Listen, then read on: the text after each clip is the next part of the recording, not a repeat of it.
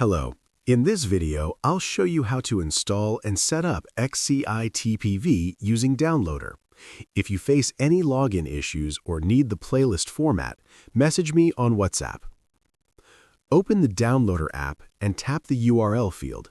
Type 250.931, then press Go. Now scroll down, you'll see XCIPTV app.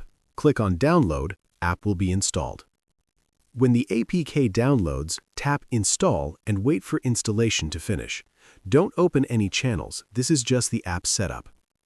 Now open XCIPTV. Enter URL, username, and password you were given. Double-check spelling, then tap Sign In.